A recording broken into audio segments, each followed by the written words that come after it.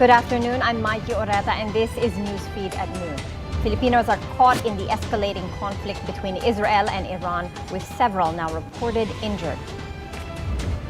Davao City Mayor Baste Duterte steps in as acting president of PDP Laban after Senator Robin Padilla files for a leave. Senator Bato dela Rosa sparks controversy after sharing an AI-generated video on the impeachment process against VP Sara Duterte. And in sports, Fil-Am JJ Spaun pulls off a career-defining win, taking the 2025 U.S. Open golf title in dramatic fashion. Filipinos in Israel are caught in the crossfire as missile strikes between Israel and Iran continue to escalate. The Philippine Embassy in Tel Aviv confirms 3 Filipinos were injured over the weekend after a missile slammed into their home. One of them, a Filipina caregiver, is in critical condition.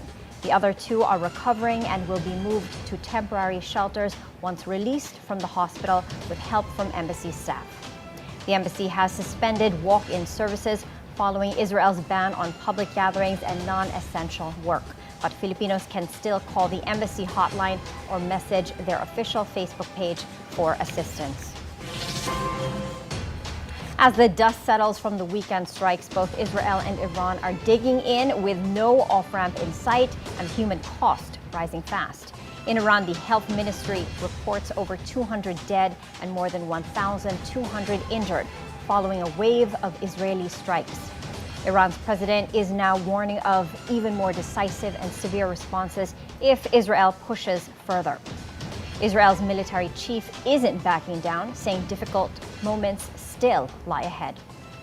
Israel launched Friday's attacks, saying its goal is to destroy Iran's nuclear and missile programs. And now all eyes on Washington with tensions still climbing. U.S. President Donald Trump says he's hoping for peace, but war might come first. Trump says he wants Israel and Iran to strike a deal, but also admits that sometimes countries have to fight it out. I think it's time for a deal, and we'll see what happens. But sometimes they have to fight it out, but we're going to see what happens. I think there's a good chance there'll be a deal. He reaffirms America's commitment to Israel's defense, even as the region teeters on the edge. CNN reports Trump recently turned down an Israeli proposal to assassinate Iran's supreme leader, a claim Israel denies. Shifting now from global tensions to political repositioning here at home. The power shift continues, this time within the ruling party. Davao City Mayor Baste Duterte is now acting as president of PDP Laban after Senator Robin Padilla filed for a leave of absence. Dexter Ganibe joins us on the line for more on this. Hi, Dexter, go ahead. Yes, Mikey, that's right. The political party of former President Rodrigo Duterte has a new acting president. This was announced on the social media page of Partido Demokratiko Pilipino Lakas ng Bayan or PDP Laban this morning after its president, Senator Robin Padilla, takes an indefinite leave. Davao City Vice Mayor-elect Sebastian Baste Duterte, being the executive vice president, assumes as the acting president based on the rule of succession in the party's constitution. The party states that Senator Padilla hands in his letter to the party's vice chairman, Alfonso Cusi, stating that he wanted to focus more of his time and effort as a legislator come 20th Congress. Padilla also wrote to the party that much of his time and energy was lately focused on the midterm elections, and he wanted to have some time off from his duties as the party head. But the senator assures his party mates his loyalty to the PDP Laban and to its chairman, former President Rodrigo Duterte, remains. Mikey? Dexter, reading between the lines, do you get a sense of there being perhaps a political rift? Yes. Yes, that's right. That's right, Mikey. It's his decision, according to Alfonso Cusi, in a statement. Sabi niya, gusto niyang mas mag-focus and give much of his time for the 20th Congress as a legislator, Mikey. Okay, thank you for that, Dexter Ganibe.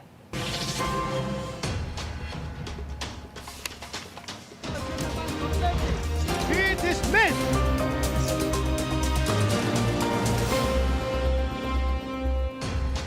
Senator Bato de la Rosa is under fire after posting an AI-generated video about the impeachment process against Vice President Sara Duterte. But de la Rosa isn't backing down, saying it's not about how the message was made, but what it stands for. Hannah T. has the details. Even senators are not immune to AI deception. It started with a post from Senator Bato de la Rosa. On Saturday, he shared this video from the page Ay Grabe. It showed students defending Vice President Sara Duterte against impeachment. Pabor ka ba sa impeachment ni VP Sara? No. Bakit? Because it is obviously politically motivated. In his caption, he wrote, "It's a good thing the kids understood what was happening and even urged other groups like the Yellow and Communists to listen to them." The post went viral, now garnering millions of views. Even Davao City Mayor Baste Duterte shared it, mocking liberals who claimed they have Gen Z support. But netizens quickly spotted signs of AI. Tech group EXE Tech Solutions pointed out even senators can be fooled by AI. The group warns AI is now able to produce near-realistic videos, but can also be used for propaganda. They urge the public to learn how to spot deceptions. But how was it discovered that it's AI generated? Lawyer Jesus Falsis went deeper into the details. First, the vehicles seen in the video, including a pedicab, don't exist in typical Philippine school settings. Second, the school uniforms showed double logos on the pocket and above it, something unusual for actual school designs. Third, the name prints on the uniform were garbled, not reflecting any known student or school. Falsis accused De La Rosa of knowingly sharing the fake video. He called it an extension of what he claimed were fake news tactics since 2016, the start of former President Rodrigo Duterte's administration.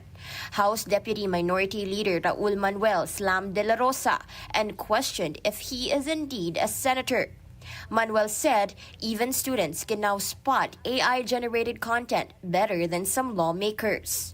In a new post, De La Rosa said it doesn't matter if the video was AI-generated or not. What matters to him was the message.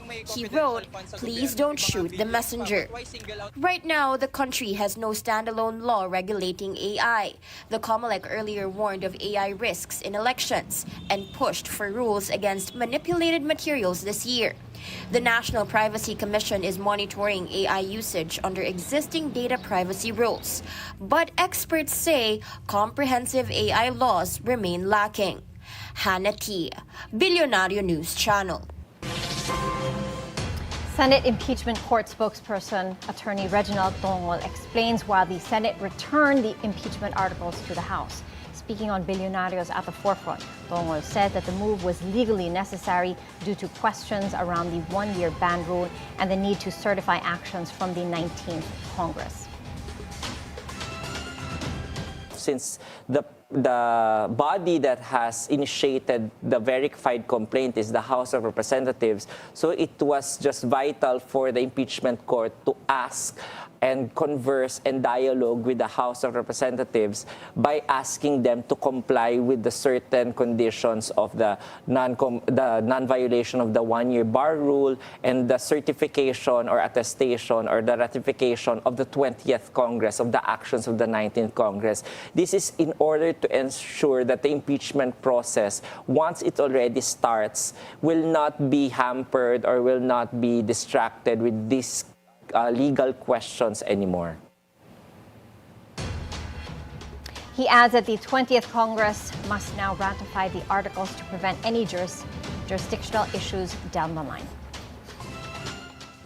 By asking the House to have a certification or resolution to ratify the articles of impeachment that was endorsed and initiated by the 19th Congress, the 20th Congress will now be a willing participant in this whole impeachment process. And by doing so, it will forestall any question as to the legality of whether or not the proceedings can cross from one Congress to another, owing to the fact that, as we know, the House of Representatives is not a continuing body. All its actions will end by June 30. So So that is the reason why the impeachment court wanted to have an assurance. And once we start the ball rolling and spend time and resources tackling this, that there will not be any more question as to our jurisdiction of still continuing on with dealing with the articles of impeachment that was initiated by the 19th Congress. The ratification for that will be coming from the 20th Congress.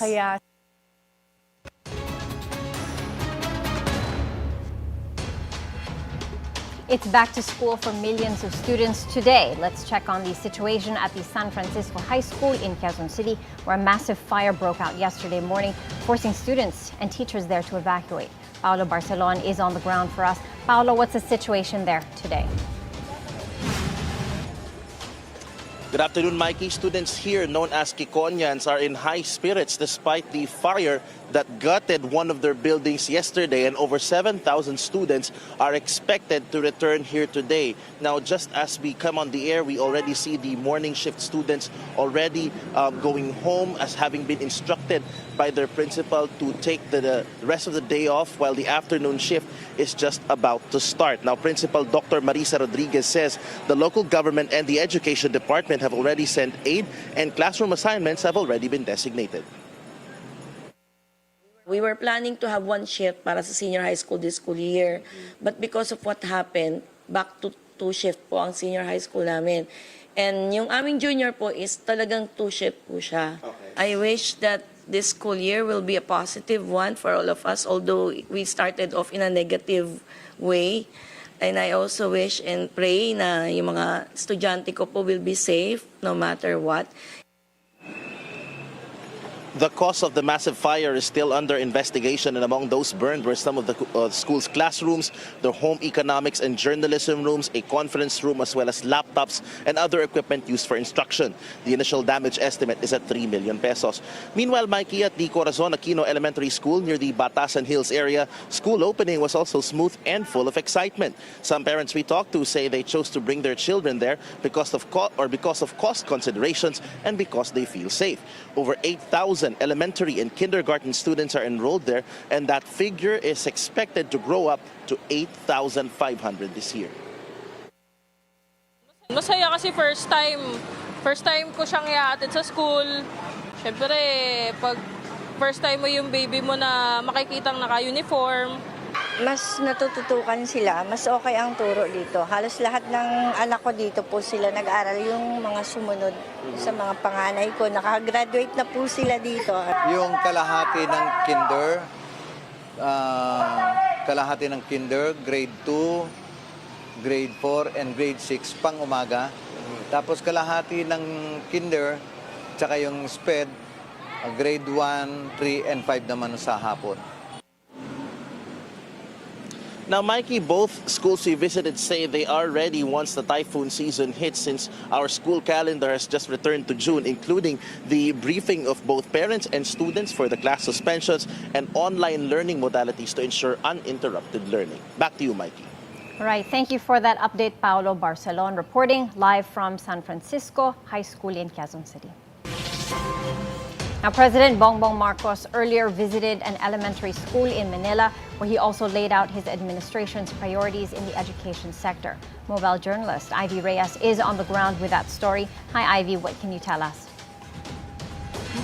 67 million students returned to classes today, marking the shift to the original June to March academic calendar. At the Epifanio de los Santos Elementary School in Malate, Manila, President Bongbong Marcos joined students and teachers to welcome the first day of school. In a speech before school teachers invited, PBBM emphasized that all necessary government agencies are in on the back-to-school agenda of his administration. Among them, the president has staffed DSWD to monitor bullying cases, as well as mental health assistance. Consistent with his inspection last week in Bulacan, the DACT focused not only on internet connectivity, but the installation of CCTVs for additional security within an institution's perimeter. The police force will be employing thousands of police officers nationwide. Education Department Chief San Angad came to the president and announced that the department will start rolling out their feeding program in July. Apart from security, hiring more teachers is another priority, which the president says will improve the welfare of instructors. To address classroom shortage, they also plan to establish about 105,000 classrooms nationwide, a public-private partnership project which Angara hopes to start as early as 2026. Upon the president's inspection, the first day of school in Malate went well. And that's the latest here from Malacanang. Maiki. Hi, Ivy. What were the reasons behind the shift to the June to March calendar? Mikey, the shift to the June to March calendar was to calibrate the academic calendar from DepEd, which really just when the pandemic came. All right. Thank you for that, Ivy Reyes. In business news, the Philippines is back in the red, posting a $3 billion balance of payments deficit in the first quarter. And that's a wake-up call for policymakers. Bangko Sentral data shows a sharp reversal from last year's $238 million surplus, a clear sign that external pressures aren't easing.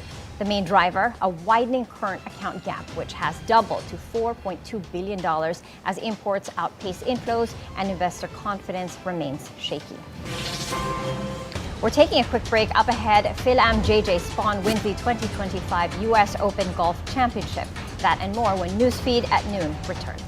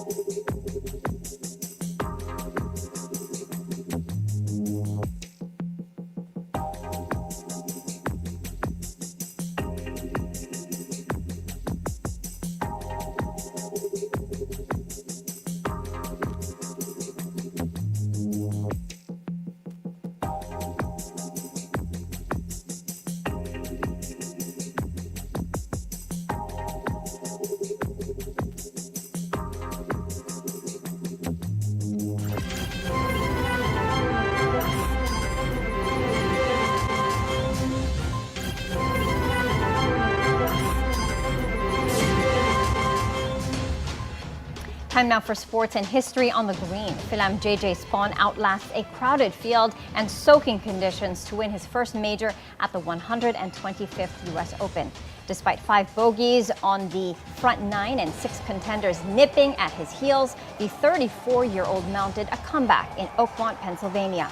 He drained a dramatic 64-foot birdie on the final hole to finish even par, 1 stroke ahead of Tour veteran Robert McIntyre.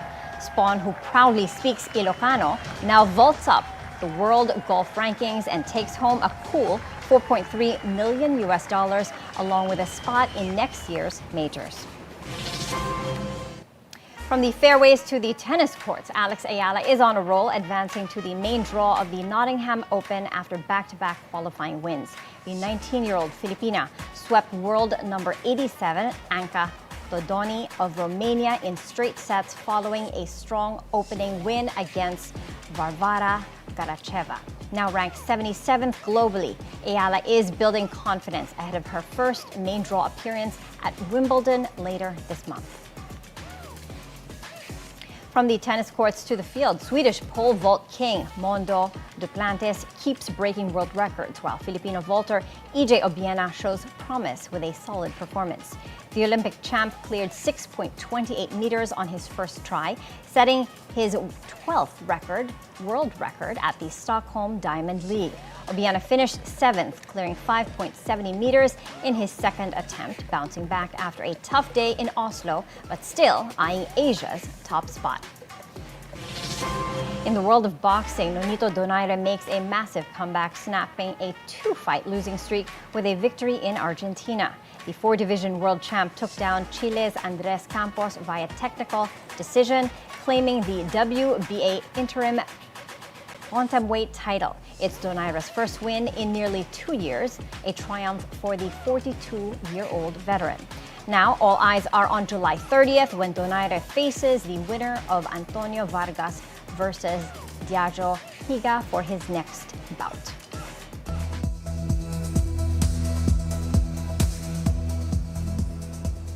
The man behind the fatal shooting of Democratic State lawmaker Melissa Hortman and her husband in Minnesota is now in police custody. The arrest follows a massive manhunt launched for the suspect in what Governor Tim Walz described as a politically motivated assassination.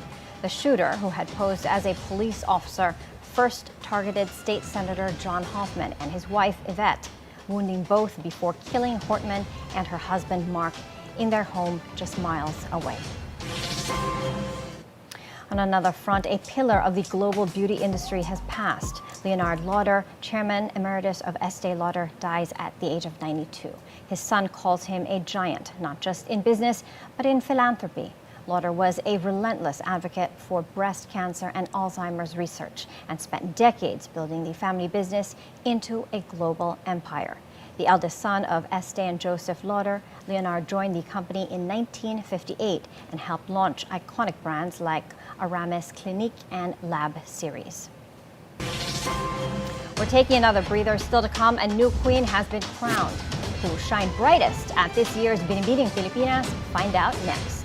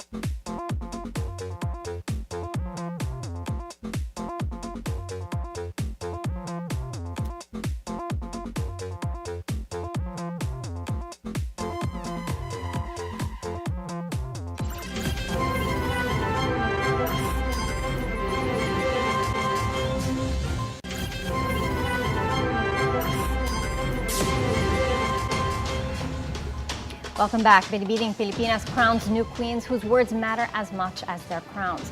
Katrina Ann Johnson of Davao is crowned Binibining Filipinas International 2025, also taking home Best in Evening Gown. Asked about lies and fake news during the Q&A, Johnson called for education and digital awareness to help fight misinformation and build safer online spaces.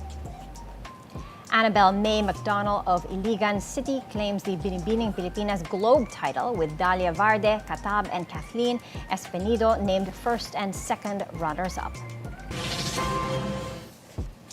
DreamWorks soars into new territory as its first live-action remake makes a massive box office landing. The reimagined How to Train Your Dragon pulls in $200 million globally in just 3 days, marking the biggest domestic opening for the franchise. The film claims the top spot at the U.S. box office, knocking out Disney's Lilo and Stitch remake, which held the crown for 3 straight weeks. First to ride one. And those were the top stories this hour. I'm Maiki Oreta. Keep it here on the Billionario News Channel and have a good afternoon.